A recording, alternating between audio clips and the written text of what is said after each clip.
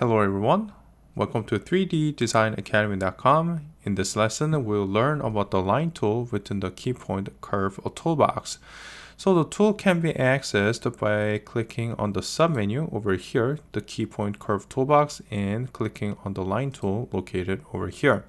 All you have to do is press on 2 points on the modeling window like this, and you can get a line over here. So now you might be asking, why would we need to use this when you can just use a curve tool like this?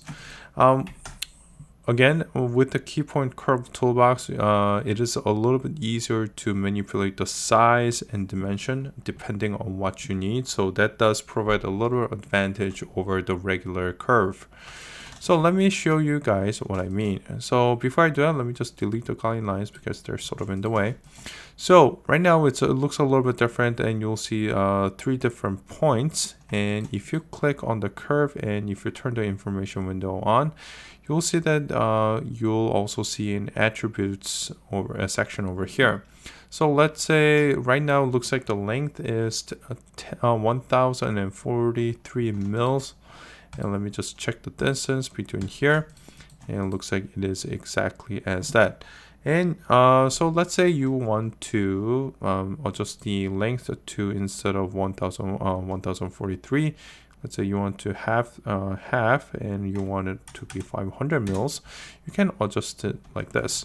And you can also adjust the angle. Now the angle is based on the angle between the grid, the x-axis in this case, and the curve over here.